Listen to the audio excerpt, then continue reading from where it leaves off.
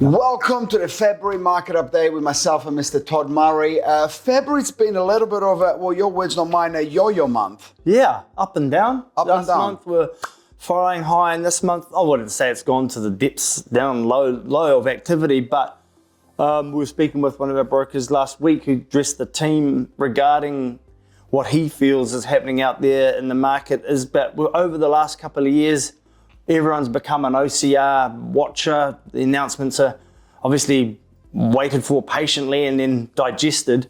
And what we often have seen in the last 2 or 3 announcements, Diego, if I'm right, is the people digest what's happened and wait for the banks to accordingly lower their rates, then activity levels lift up again. Is that what you're saying? The problem with that, it's spot on, but the problem with that is the fact that OCR announcement drops, okay, beautiful, they start talking to their brokers, the brokers put out new application with the bank, and it takes a number of weeks before, days, sometimes weeks, before a buyer comes back and says, okay, I've got more purchasing power, which is the key, right? That's why people are waiting for the OCR. If you really think about why they're waiting, well, they're waiting because they're going to get better interest rates, right? With that, they're going to either be able to save on the repayments or buy a bigger house, one of the two. So they got to figure that out, and that takes time.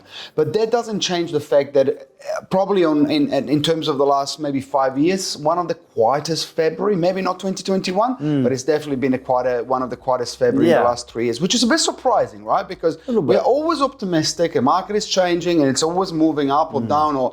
But in this case, February's been a little bit of an off month, would you say? Yeah, and saying that, we've put over 40 properties under contract and listed just under 40. So there is, when we say it's lower, probably maybe our expectations of what January offered in the first 3 weeks, we would have been, justified and correctly assuming that might go on. But there's been a larger amount of stock come to the market. Correct. The OCR announced there's lots of moving pieces that are probably, I wouldn't call it a handbrake, but it's certainly slowed down. Price is still the same, pretty stable, quality buyers. Great houses are always going to sell well, as you know.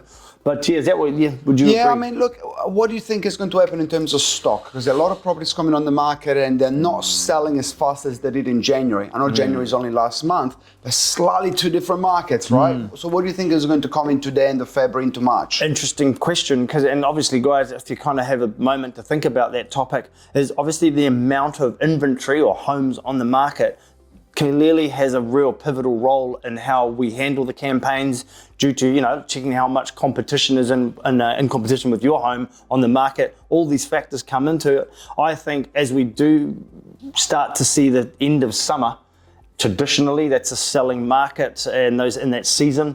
And then we start to see listings taper off. It has done all, since the dawn of time, taper off. So as long as we can keep up with the demand and eating away at that supply, hopefully we'll start to come back to an equilibrium. But at the moment, we're oversupplied. Yeah. And how long that lasts for, I don't know. But traditionally around April, May, the listings drop off. Little tip there, I would be selling a property around those months, but I don't know if we should put this on the podcast, but maybe we can. Well, look, we're always honest, right? Because at the end of the day, we don't know, right? We've got a gut feeling. We've got a very good helicopter view. We've got a good pulse on what's happening in the market. And I'll tell you one thing. There is an expression people say, it's the quiet before the storm. Now, that's what I've been telling my clients, because last weekend at Open Home, it was quite a disappointing weekend overall. I know it's just a 1 weekend off, just a 1 weekend here and there. But the reality is that when you get in lower number than expected, there's disappointment, right? There's disappointment from a vendor's point of view. So you got to take that on board. And I genuinely think that it's the quiet before the storm. Now, call me a forever optimist, delusional maybe sometime. I think, no, I'd never go as far as to call you that. Certainly over optimistic, we all share that tendency. But I think it is exactly what you're saying it is. There's just lots of factors contributing to a little bit of a quiet. And we're having good homes are selling well. I think we had one of our colleagues had a property in Te Atatu Peninsula. It's always a popular suburb, as we know. Had over 30 groups through over the 2 days. Another one in the same suburb had 18 groups. So different quality properties are attracting quality crowds. But yes, a notable, maybe it's taking time to get through the stock, I don't know. But it is genuinely a better market than we have seen in the previous 2 years for sure. And I'm sure we're about to see banks possibly come down a little bit. I think there's a 2-year rate in the 4s now, and there was a 3-year rate in the 4s 3 weeks ago. So I think as long as these numbers keep coming down, truly, Truly, right? But here's another thing to keep in mind as well. If you're looking at geographically, and we specialize mainly in the central northwest here at Harcourt's Northwest Realty. But I could see a very big differentiation of properties on the North Shore. We currently have a property in Greenfield, which we had 2 weekends of double-digit figures.